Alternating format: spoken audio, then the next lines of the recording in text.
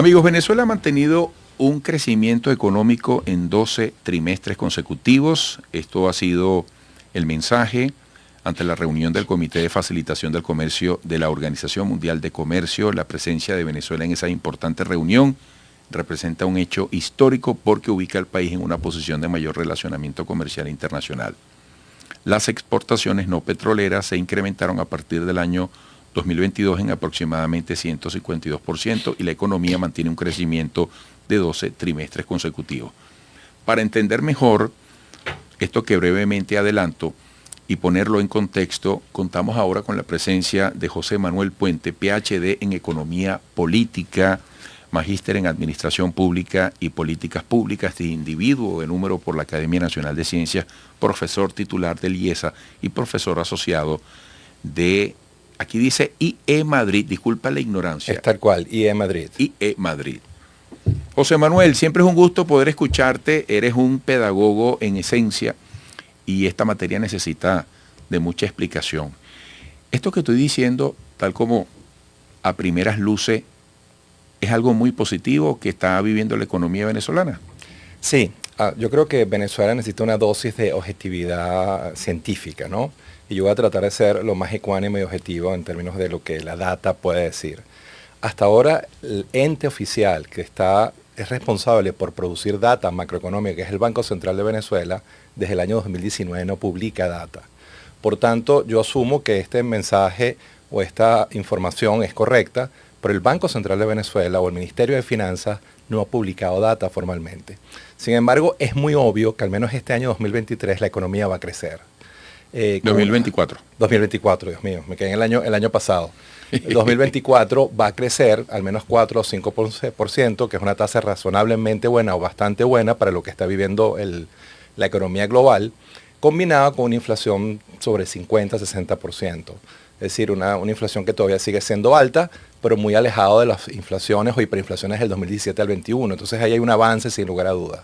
Sin embargo, yo creo que esta economía todavía tiene que llevar a cabo un programa de estabilización integral, política monetaria, cambiaria, fiscal, que de manera coherente y estructurada logren objetivos y pongan a crecer altísimas tasas esta economía, 7, 8, 9%, con inflaciones de un dígito, no de 50 o 60%. Esta economía merece y puede crecer hasta altas tasas con bajas inflaciones, como es lo que está viviendo una gran parte de la América Latina. Fíjate, estamos próximos a un proceso de elecciones, estamos en un proceso y próximos a la elección presidencial. Ayer decía aquí Adán Celis, el 28 son las elecciones y después tenemos que pensar en el 30 porque es fecha de pago de nómina. El país continúa, ¿no? La vida continúa. Pero evidentemente uno siente en el ambiente que muchos empresarios, mucha gente dedicada a la economía, dice, vamos a ver qué pasa. A partir del 29 de julio, pase lo que pase el 28, ¿qué debería tomar en cuenta quien hoy está comprometido, apostando al país, intentando lograr ingresos que le permitan responder a sus egresos, a sus compromisos, a sus proveedores, quien está soñando en Venezuela, quien está en la inversión o quiere invertir? Bueno, yo creo que cada quien tiene que ser responsable por su parcela. Y un ciudadano promedio dedicarse a trabajar, a emprender, a innovar y a producir bien y mucho. Y el gobierno a gobernar y a gobernar bien, a implementar política económica consistente, coherente, que ponga la economía, como decía antes, a crecer a altas tasas y que sea sostenible en el tiempo. Uno de los problemas de la economía, Eduardo, no es lograr objetivos puntuales para un año o 2 años, es que eso sea sostenible. A mí me preocupa mucho la sostenibilidad de este crecimiento y de este nivel de inflación. Por ejemplo, el tipo de cambio en 36 bolívares por dólar, yo no sé cuánto tiempo más va a ser sostenible. Y no hacemos mucho con tener 6 meses con el tipo de cambio en 36 para que después en un año, año y medio haya un macroajuste cambiario. Yo los fundamentos de la economía venezolana no me muestran que eso es sostenible en el tiempo. Pero bueno, por ahora hay que trabajar, producir y viene un evento electoral que las mayorías decidan cuál va a ser el candidato ganador y después de eso el país a empujar el camión en una sola dirección y llegar a acuerdos políticos y pacificar el país y a grandes acuerdos nacionales para apuntar hacia el futuro, no hacia el pasado. José Manuel, ¿estamos en algún tipo de transición desde el punto de vista global? Cambios en la forma de la economía, de las asociaciones, de las alianzas. Venezuela, por ejemplo, toda la vida un modelo rentista dependiente de los precios del petróleo, en este momento tiene un claro acento de importaciones. Y se consiguen las cosas con etiquetas que vienen de otros países. Y uno dice, qué bueno que están las cosas, pero uno no puede apartarse del interés y del dolor por el destino de nuestras industrias, de quienes están aquí. Se habla de las zonas económicas especiales para atraer la llegada, la inversión de gente que vaya a la industria. Y uno se pregunta por el industrial venezolano.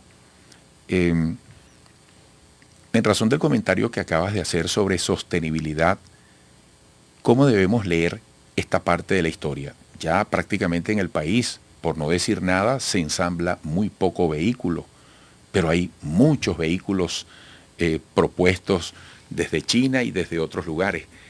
Hay como un cambio, ¿no? Sí, bueno, el tema es que ha habido un cambio radical.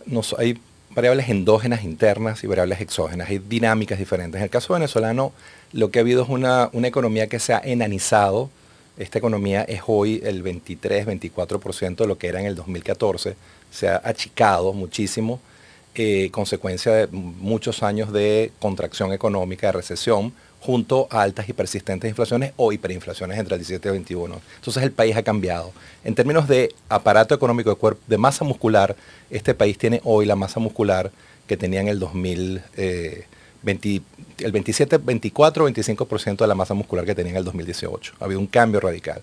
Pero pensemos en lo que está pasando en el resto del mundo. El mundo está cambiando y lo que vamos a ver en los próximos 30, 40 años va a ser muy diferente a lo que vimos en los últimos 30. Fondo Monetario proyectó el componente de todas las economías globales para cierre del 2023.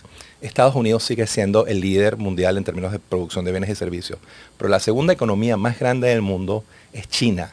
Y para el 2050 muy probablemente China y la India van a ser los nuevos líderes mundiales en términos de producción de bienes y servicios. Algo interesante en ese bloque mundial de las 15 economías más poderosas del mundo es que Brasil y México van a estar entre las 15 economías más grandes del mundo. O sea, el mundo está cambiando y estamos pasando de G7, las 7 economías más grandes del mundo, a un E7, emergente 7, donde los grandes jugadores del pasado, Alemania, Inglaterra, Italia, ya no dicen tanto y quienes están diciendo mucho son China, India, inclusive en América Latina, interesantemente, y yo me alegro mucho, Brasil y México. Para finalizar, José Manuel, en tu conocimiento, en tu reputación, eres esencialmente un gran asesor. ¿Qué está pensando la gente que hoy abre un negocio en Venezuela, como digo yo, hasta donde le alcanza la cobija para arroparse?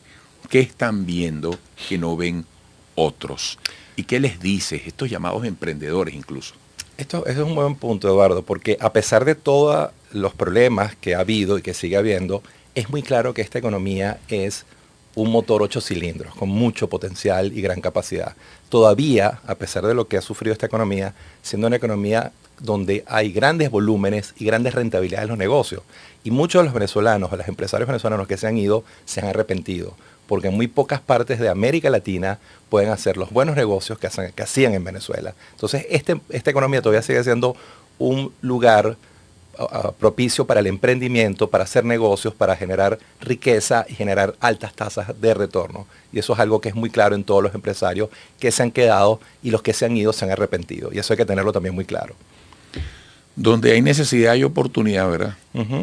Y esto sigue siendo un terreno plagado de oportunidades, pero claro, ya no es como en el pasado, donde casi cualquier lugar donde hacías negocios te iba bien. Ahora tienes que escoger los nichos, los sectores y tener mucha prudencia en la toma de decisiones. Hay que verdaderamente gerenciar el negocio para que sea exitoso. Pero si lo logras hacer, puedes tener tasas de retorno que no tienes en el resto de América Latina. José Manuel Puente, gracias por la gentileza de venir hasta acá con tu traje y tu corbata a esta hora de la mañana. A esta hora de la madrugada. De la madrugada, es casi que un acto heroico. Siempre es un gusto darte un abrazo. Gracias, Eduardo, el gusto es mío. Hasta pronto. José Manuel Puente, PhD en Economía Política, Magíster en Administración Pública y Políticas Públicas, individuo de número por la Academia Nacional de Ciencias, profesor titular del IESA y profesor asociado IE Madrid.